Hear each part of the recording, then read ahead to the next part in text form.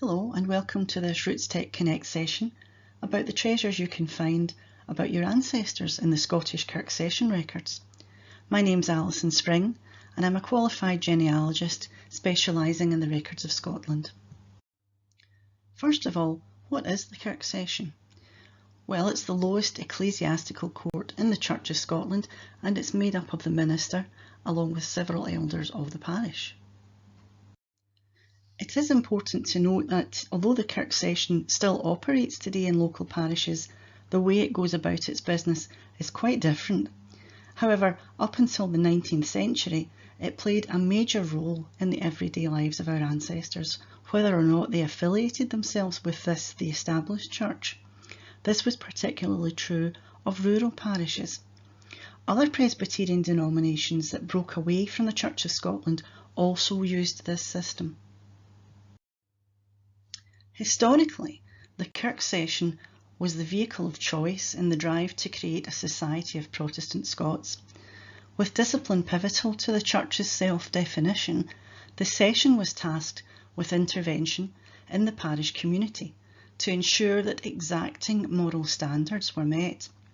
In its direct contact with individuals and families, it had no judicial rival. The elders that comprised the church session were elected, usually from among the landed or better off members of the community. They and the minister met regularly, weekly where possible, to discuss matters of administration, finance, congregational behaviour and discipline, and to summon parish members to appear before it to account for claims made by or against them. The moderator of the session was usually the minister. A session clerk was also appointed to be responsible for the upkeep of the records, although this responsibility was not carried out conscientiously at all times. In this example, one minister felt he had to take over the duties of the session clerk, who was mainly responsible for keeping the records of all the life events as well as the poor and keeping the session minutes. But the minister, having found many inconveniences resulting to the poor, owing to the names of their children not being regularly inserted, and having been put to a great deal of trouble in consequence of this neglect, I have resolved in future to keep the register myself and to allow the schoolmaster a yearly salary for officiating at session clerk meetings. In the words of the Fodderty Kirk Session minutes, the purpose of the session was reclaiming the ignorant and profane people of the parish, and some of the matters it dealt with included. Looking after the poor people of the parish was a key responsibility of the Kirk Session. Before the overhaul of Scottish poor laws in 1845, the established church was responsible for identifying and assisting paupers on a parish-by-parish basis. Urban parishes were overwhelmed with claims on them for support. One newly appointed member of Glasgow's City Parochial Board described the inadequacy of the system and the urgent need for reform, recalling the depths to which poor relief in Glasgow had sunk, with over 1,000 of the poor, including the infirm, the aged and small children, besieging the kirk door and clamouring for relief until late at night. The elders of the Kirk Session were at the front line of the attempts to relieve poverty in their parish. The session minutes from around the country vary greatly in detail. Some parishes merely record the numbers of paupers within their boundaries. Others list only the amount of money disbursed to the poor, while some provide the names of individuals who received usually financial assistance from the kirk plus the sum given. For instance, this from the Kirk Session minutes of Carmunnock parish. It was reported that Mary Strachan, the widow of the late Matthew Rosyth, who has resided here for 1 year and 10 months, but who formerly resided in the parish of East Kilbride, has complained of want to different members of the session of Carmunnock and had in the meantime received 2 shillings from their treasurer for her support. The session enjoined their clerk to transmit a copy of the above minute to the session of East Kilbride and to ask payment of the 2 shillings from them which had been given to her. Just as in the later system, as recorded in the application books at Glasgow City Archives, strangers, that is, those not born in the parish, would have their needs met, and the session clerk would then reclaim the money from the pauper's native parish. Sabbath observance was a very important part of Presbyterian life. The Kirk Session had a major responsibility to ensure that all the members of their community behaved appropriately on the Sabbath day, that is on a Sunday. And this included attendance at church services more than once every Sunday and every week. You could be summoned before the Kirk Session if you had not attended services for just 3 weeks, and you had to account for that lack of attendance. Public and private behaviour was also observed and monitored. It was important that you were seen to be doing the right thing on a Sunday, going to church, not doing anything that could be considered work, for example. Working on the Sabbath day was largely frowned upon.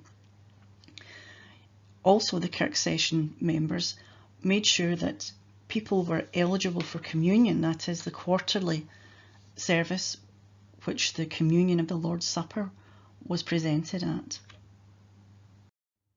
This is an example of a communion token, and these were distributed by the elders of the kirk to their congregants who were considered to be in good standing, and when the member came to the church service they would present this token to the elder at the door to show that they were entitled to attend the communion service. Records were kept of who these tokens were given out to, so you may sometimes see a list entitled Communicants' Rolls, and that is a list of people who were eligible to attend the communion service. In 1740, in the northerly parish of Fodderty in the county of Ross and Cromarty, things must have got pretty bad, because the Kirk Session decided they were going to draw up a list of rules to show their parishioners what they must and must not do, and they imposed a table of fines on these different transgressions. And some of the things that they could be fined for were being absent from Sunday worship for 3 consecutive weeks. Not being in church would soon get you chased up by the local elder. Affording drink unnecessarily. This, I suppose, could mean taking drink or buying it unnecessarily. Of course, in 1740, a fresh water supply wasn't necessarily easily available, even in the Highlands. So it may be that they were allowed to take some necessary drink, but overindulging on the Sabbath day particularly would be frowned upon. They were forbidden to idly stroll about the kirk in time of worship. I can't picture it now, but you'll maybe see in a later illustration in this presentation what life might have looked like in a Sunday service that could have brought the elders to this conclusion that they needed to tell people to stop walking about while the minister was preaching. Misbehaviour of children and servants was something else that parishioners had to be careful to control. They could be fined for not keeping a tight rein on their little ones and also the members of their own households, which servants were considered to be. And swearing everywhere was off on a Sunday. Maybe other days it was all right, but common and customary swearing in all corners and companies was absolutely forbidden. The final rule that Fodderty Kirk Session came up with was this one. All persons found strolling from house to house idly on the Lord's Day, or gadding from one town to another, or associating or clubbing for idle chat, especially in time of worship, shall be liable for 1 shilling sterling. Clearly, the Kirk Session didn't want people just hanging about in groups. They had to be doing something constructive instead. Unlike these 6 lads from the town of Perth in 1604, who were found playing golf instead of attending their Sunday service, and so were required to appear before the whole congregation the following week in the place of public repentance and confess their guilt. Another example is from the island of Tiree in 1801, where some of the locals had been distilling illicit whisky, and the local exciseman was summoned to give evidence at the Kirk Session, like a court almost. And in the end, a few men were found guilty, but not of making moonshine, because that was out with the Kirk Session's purview. They were found guilty of making moonshine on the Sabbath day. That the Kirk Session could definitely do something about. An important part of the role of the Kirk Session was disciplining wayward members of their community.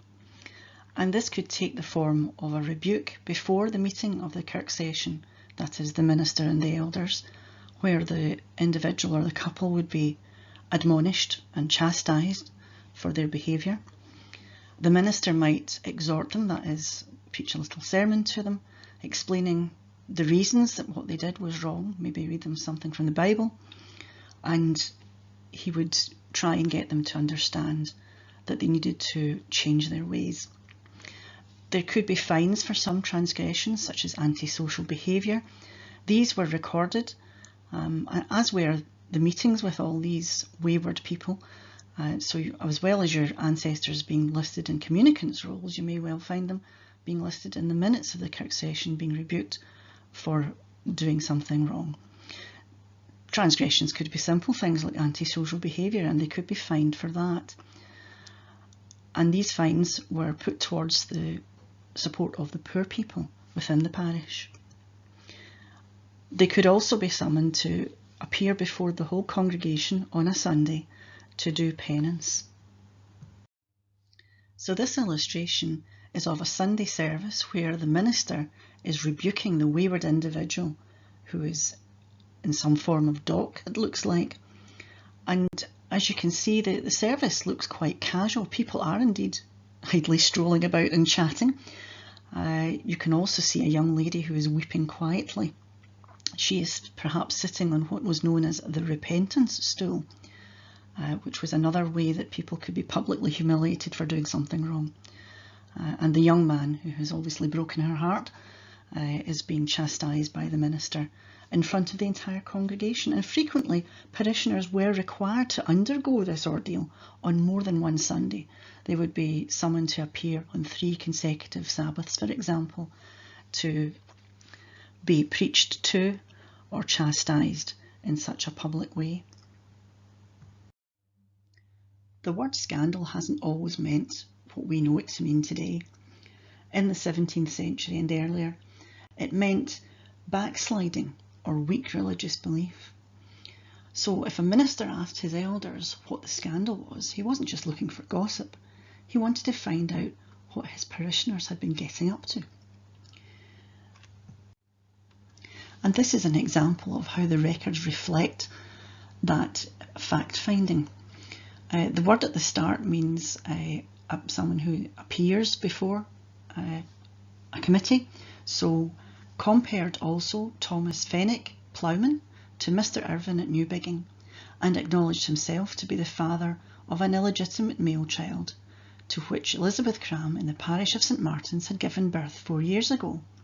He also stated that he paid a weekly allowance for the maintenance of said child.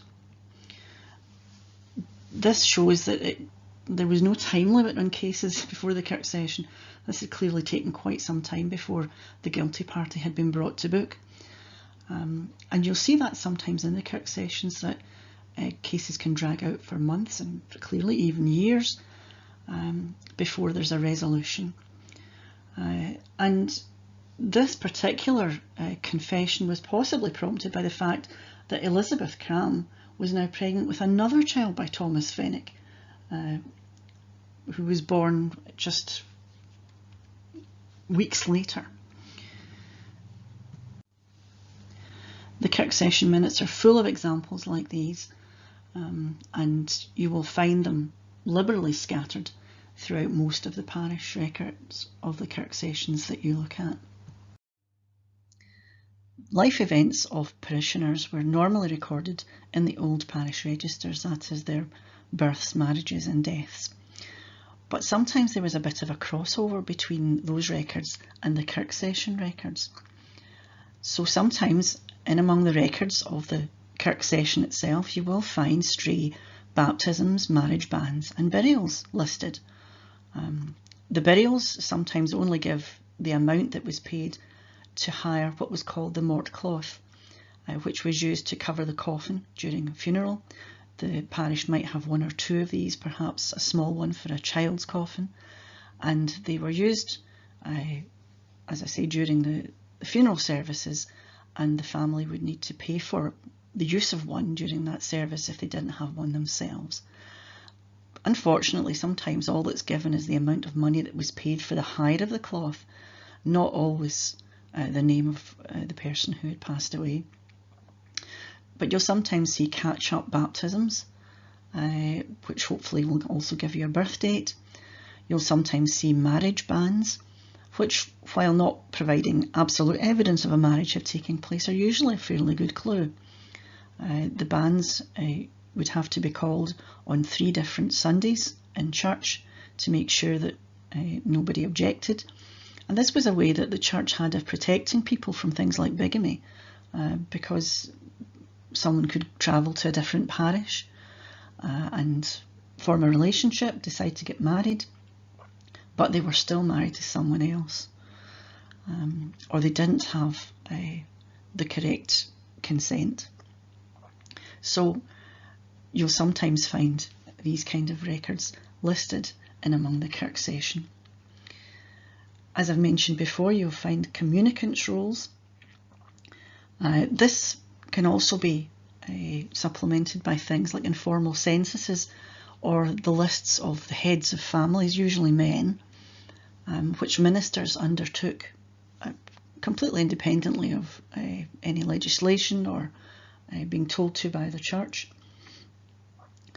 And of course you have lists of people who were members of the church who were wanting to transfer their membership to a different parish. They were moving home and they needed to be given some form of evidence to take to their new minister that they were a member of the church.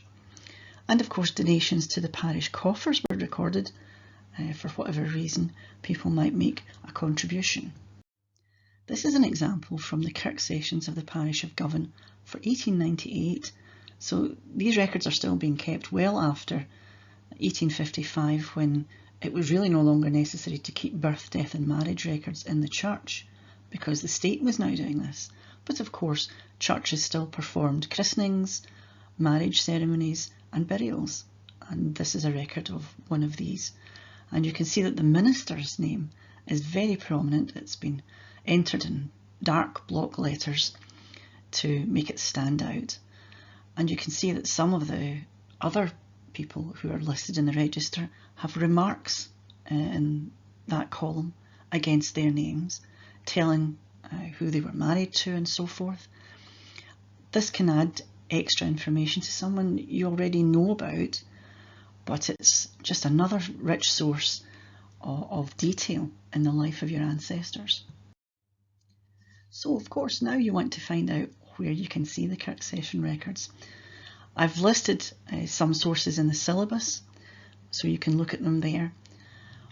But just a quick summary of the main sources where you can read Kirk Session records. Online, you can view them through FamilySearch. You can actually see images on FamilySearch using their church record and Kirk Session collection for Scotland. The burial record I showed you earlier was from that collection. Find My Past have what they call the antenuptial index, which is limited to some parishes, but can give you an idea of the kind of sources that you will be looking at.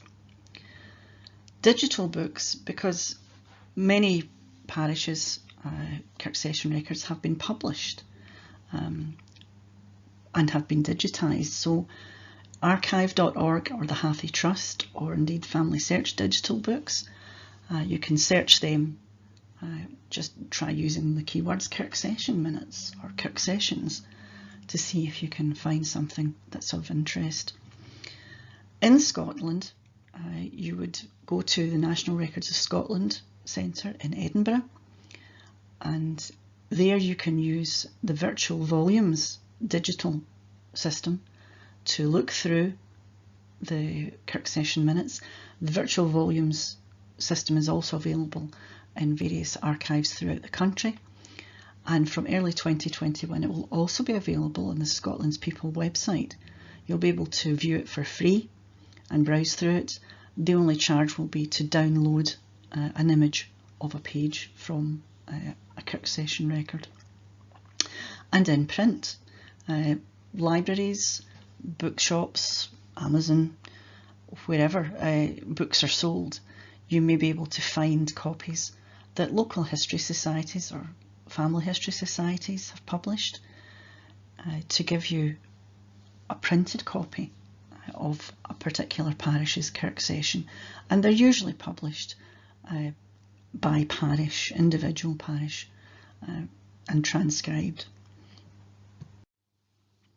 Finally, my tip to you would be to read the Kirk Sessions like a story, because they narrate the everyday lives of people and places that are long gone, your ancestors, and you never know when the knowledge you gain about the community where your ancestors live is going to prove vital to your research.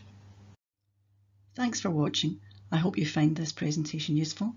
My contact details are coming up on the next slide if you have any questions about the content of the presentation or about the Kirk Session Records. Thanks again.